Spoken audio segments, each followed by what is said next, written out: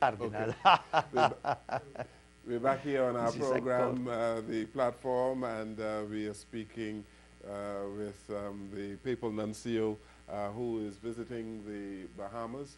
And it's a pleasure to have His Excellency Archbishop Nicola Girasoli on our program today. And at the break, we were talking about materialism and the rest of it. Let's talk about the relevance of the church in today's society. Many young people in some parts of the Western world are not great church attendants. Is the church becoming less relevant to the youth, or what is your opinion? No, of course, I noticed this very closely and very well, this phenomenon, because myself, I dedicated many years of my life teaching at universities. I spent several years teaching in Belgium and in other universities also, and I was seeing that my students, they were not interested in religion. Sometimes, it's a form of reaction. So, they were children, they were, maybe imposing, certain beliefs, and when they become teenager, I think you also, me too, when we were young, we have been a little bit, yes. We didn't accept what our parents, they were telling us. So this is a form, and then we see after the 30s, many of them, they come back. So I think that first of all is something connected, because they are not only rejected the value of the religion, but sometimes they reject the value of society, they are against the governments, they want to change, Young people, always they want to change something in society. We have been young, and we know that all we have suffered about this sickness and this sin, which is normal and natural. But of course, what we really have also to understand as a church now, and especially the leaders, the priests, those who are involved in the evangelization, is really to listen more the young people. Our Pope Francis used a very beautiful image in the paragraph 171 of his apostolic exhortation, The Joy of the Gospel. Today, unfortunately, we hear the young people, but we do not listen to the young people. So we need to listen more then. Listen means to open our hearts, to really to understand what they are, what they have, what they need, what they are their need.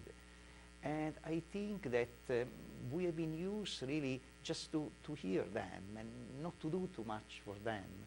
Or maybe we are a bit too tired to dialogue with them. So I think this is also part of the fact that not only the church, this happens also in the families, very often.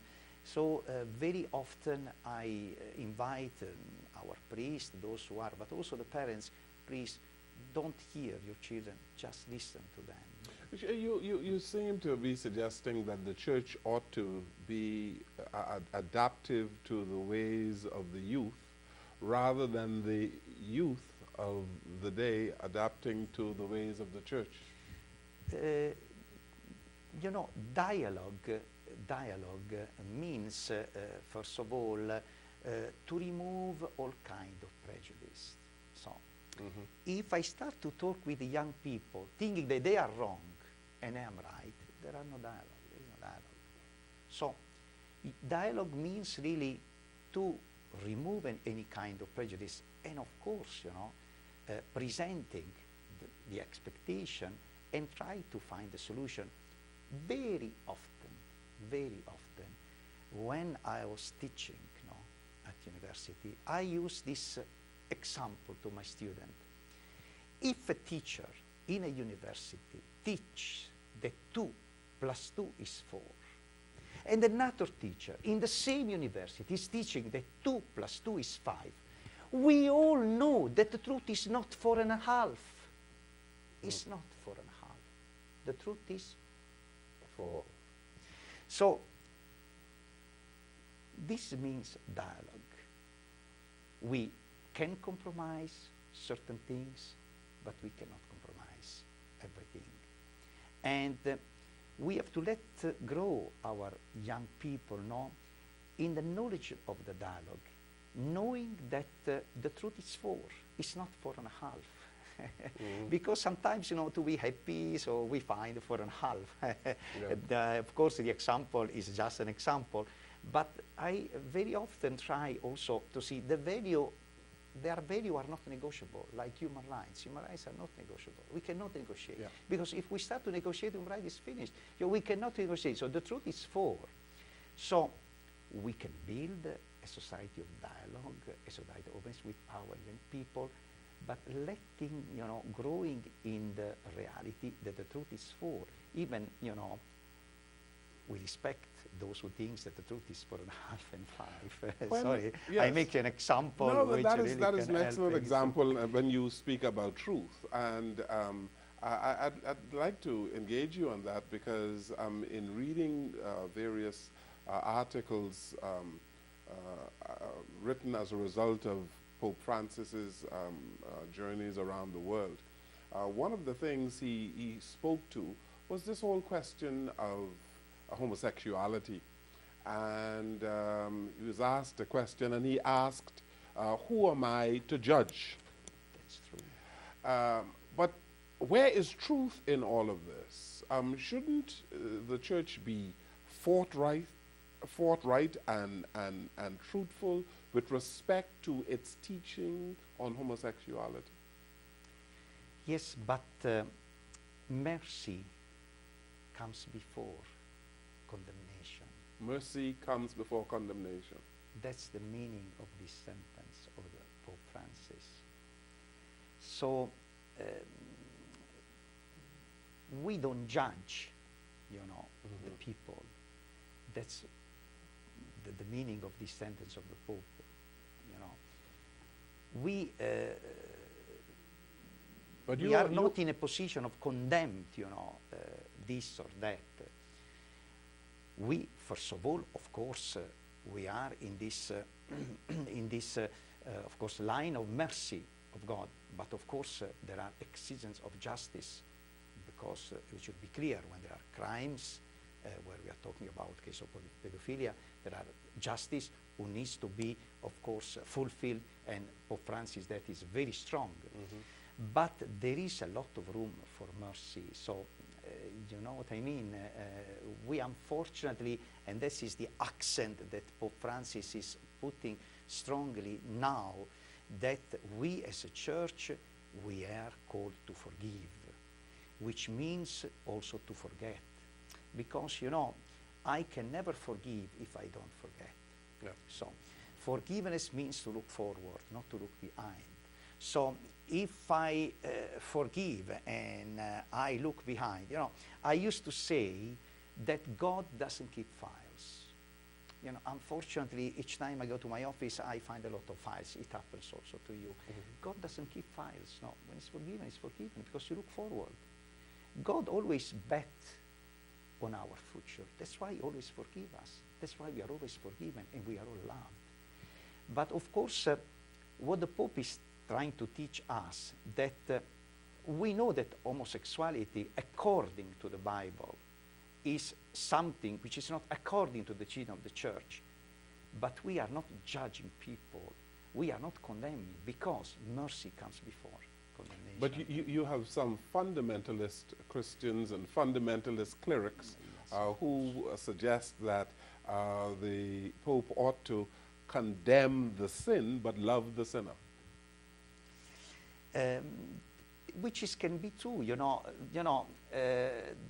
You remember that in a very well-known interview that Pope Francis released to a very well-known newspaper in Italian, La Stampa, the first question was that they put, who is Pope Francis? And the answer was, I am a sinner. I am a sinner. So the journalist was a little bit surprised. And he said, what does it mean? He said, I'm a sinner. You know, I can tell that I do a lot of sin. First of all, because I'm Jesuit, I'm very suspicious. Secondly, I'm very impatient. So the paradox of Christianity, not Catholicism, as St. Paul teaches us this very well, when I'm weak, I'm strong. The paradox of the Christianity is that we can build our strength through our weakness. The mistake has been done in the past is to confuse holiness with perfection. No. Holiness doesn't mean perfection. Holiness means, we were explaining before, to have these feelings that I belong to God. I trust Him through my weakness. Through my weakness, I know that I belong to Him. I trust Him, and then my life becomes abundant. But aren't you called as a Christian to perfection? Aren't you called to be perfect? No, I call the Christian to be holy, because not to be perfect. You know, in my preaching, I go preaching a lot. You know, in the Bible, this is very clear. In the Old Testament and in the New Testament, you know, in the Old Testament, the famous expression of the book of Leviticus, God wants us to become holy. You know, so what God wants, that we are holy. And of course, St. Paul tells this very, very, very clearly in the Thessalonians letters, when he says, God wants only one simple thing from you. We have to be holy. So holiness is the first call of God. Of course, holiness leads to perfection. Yes, but we cannot confuse, because of course we have the well-known passage of the Gospel of Matthew where they say, be perfect as your Father has said. But yes. The perfection, and this Pope Francis explained very well also in some of his writings, does not really, perfection and holiness are not synonymous. No.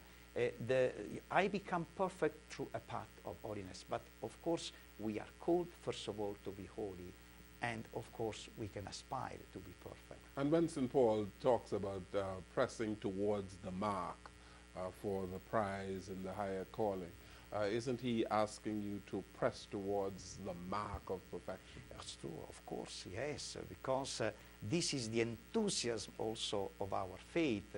Otherwise, if we don't think that we still reach the goal, no? It's the same, I think, in your profession. You are an excellent, media man, and I think that you think that even for yourself, still room, no, to improve in your profession. So even, you know, the bishops, even the cardinals, even, the superior general of the congregation, they have to have this humility, because, you know, the way to the perfection also includes humility, to say, no, still room for me in my profession, in my faith, to improve and to reach that perfection. So, of course, this example of St. Paul is very clear. Otherwise, we lose the enthusiasm of the faith, we lose the hope. Archbishop, tell us about this whole question about social justice in our region. And I know that you've been around the region and in this part of the Western world.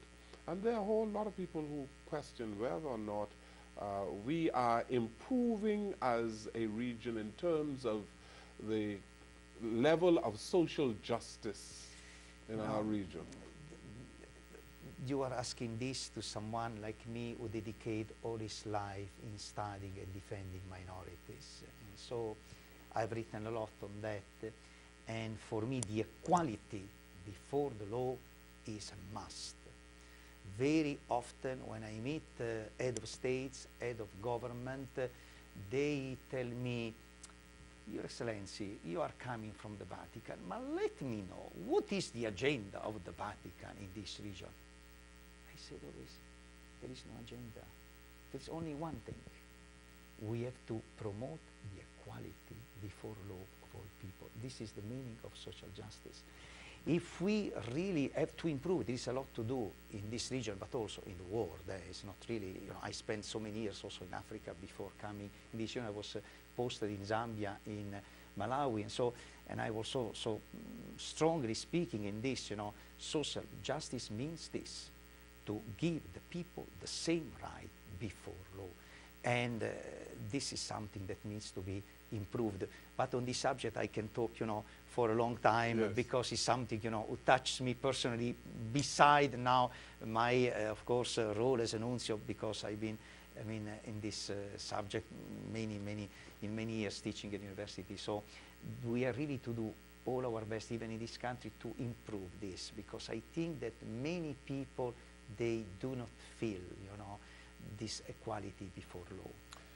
Excellency, let us take this final break. And when we return, I'd like to speak to you about an issue that is quite prevalent in the Bahamas. And there are many people who are concerned about capital punishment.